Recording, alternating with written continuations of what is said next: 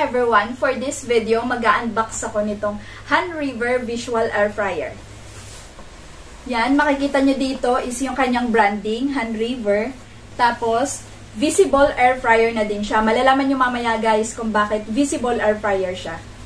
Tapos dito sa gilid, nakasulat dito yung kanyang rated frequency, rated voltage. Tapos dito, wala na. Ito nga pala guys, is dalawang color yung available. Gray tsaka white. Itong nasa akin is kulay gray. I-unbox na natin siya guys.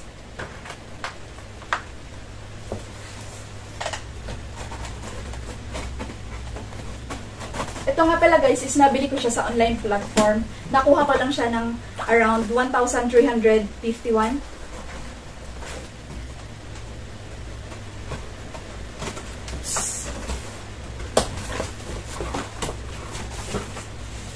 Ayan.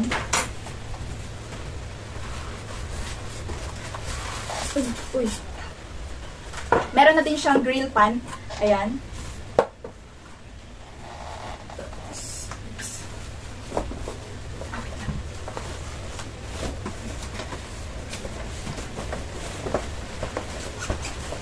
Bakit? Wow. Bigat. Ayan, yun ang laman niya. Tapos, yan, meron din siya. So, step aside muna natin itong kanyang carton. Ayan.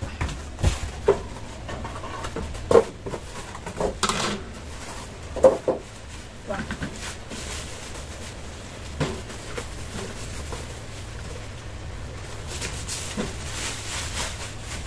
So, ito na yung pinaka-product niya guys. Ayan. Wow, sobrang ganda.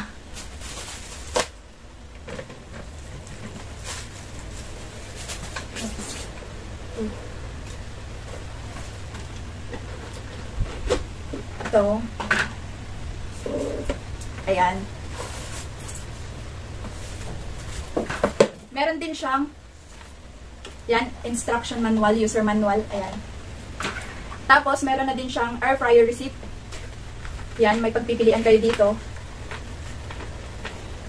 At saka meron din siyang paper plate. Lalagyan ng mga lulutuin nyo. Wow. Ito na siya guys. Ito nga pala guys is high borosilicate glass. Pwede siya sa freezer at saka sa mga oven. Ang power nga pala nito guys is 1,300 watts. Ang capacity nito guys is 6.5 liter. Length naman nito is 285. Tsaka yung kanyang width is 250. Ang height nito guys is 336 mm. Tapos yung voltage niya is 220. Oh, ganda. Mayroon ding nakasulat dito guys na kung magluluto kayo ng wings, chips, egg tart, grill, sweet potato, steak, fish, shrimp, tsaka may nakalagay na din kung ilang degrees or ilang minutes. Ayan, kagaya nitong wings, 180 to 200 degrees, tapos 15 to 20 minutes. Tapos dito din sa chips, meron sa egg tart. Ito yung kanyang double knob. Ayan, nakalagay dito. 0 to 30 minutes. Tapos dito naman is 0 to 200 degrees. Then, iikutin. Ito na yung kanyang borosilicate glass. Ayan. Ang kagandahan nitong borosilicate glass, guys, is makikita nyo kung sakto na ba yung niluluto nyo, kung nasusunog na ba, or kulang pa, pwede nyo pihitin. Nakadepende sa inyo. Ito nga pala, guys, high borosilicate glass. Pwede sa freezer at sa oven. Ang kagandahan nito guys, may double knob siya. Ang kagandahan nito, naka-separate ang kanyang temperature sa kanyang timer. Unlike dun sa nakikita nating ibang air fryer, timer lang yung available kasi naka-preset na siya sa 200 degree. So dito makakapamili ka guys kung ilang minutes, tsaka kung ilang degrees. Nakadepende sa lulutuin mo. Ayan. Tapos, meron din siya ditong exhaust fan. Ayan, dito nalabas yung mga init. Tapos, titingnan din natin dito. Ayan, may nakasulat lang dito na yung model niya, tapos product, voltage, power, capacity. Tapos, may napansin din ako dito guys, na parang switch. Ayan.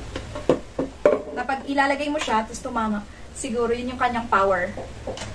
So, iti-testing na natin siya guys. Itatry ko siya. Magluluto ako ng french fries. Ayan.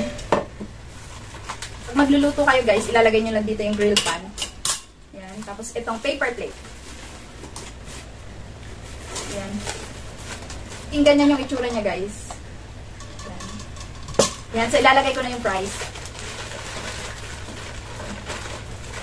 Talagyan ko muna ng paper plate.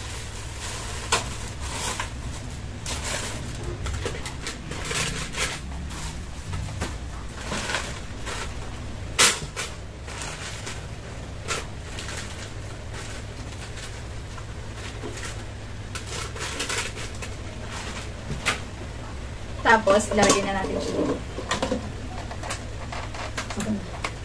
Then, ilalagay lang natin siya guys sa 200 degrees.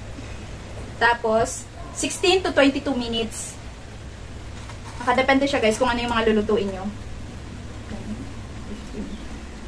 Ilalagay natin siya sa 15 minutes. 20 minutes. Yan. So, aantayin lang natin siya guys. Ang kagandahan nito guys is nakikita mo siya. Nakikita mo yung niluluto mo, makikita mo kung sakto na ba yung pagkaluto or kulang pa. So, pwede mo siyang dagdagan pa ng mga ilang minutes. Antayin lang natin siya, guys.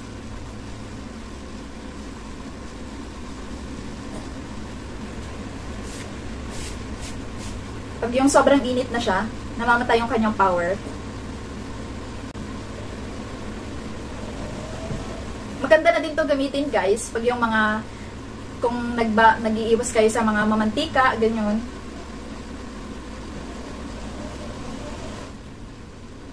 Ang kagandahan nitong air fryer guys, kung gusto mo magprito, hindi mo na kailangan ng mantika. Ayan, kung iinitin mo yung, kung magluluto ka ng chicken or kung mag-iinit ka ng lechon manok, pwede din dito guys. Kasya naman yata dito yung isang buong lechon manok.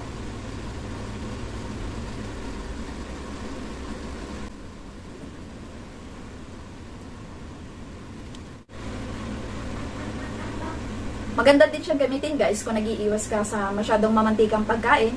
Dito, pwede ka na magluto kahit walang mantika.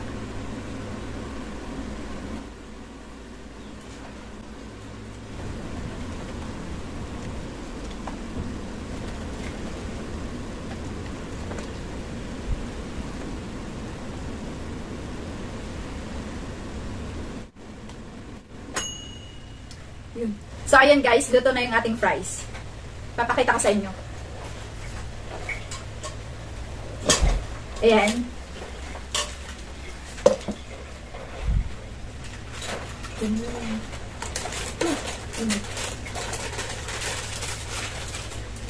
Ayan guys, yung ating fries. Titikman ko siya kung sakto lang yung pagkaluto niya. Oh, init.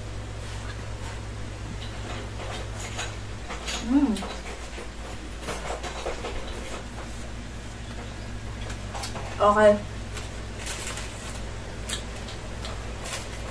Ang kagandahan nito guys, ikaw ay naiwas sa paggamit ng mantika sa pagluluto mo. Ayan, pwedeng-pwede sa'yo to. Maganda. Lakas makasosyal. So, that's all for today. Thank you for watching guys. Don't forget to like, subscribe, and hit the notification bell button for more updates. See you on my next video. Bye!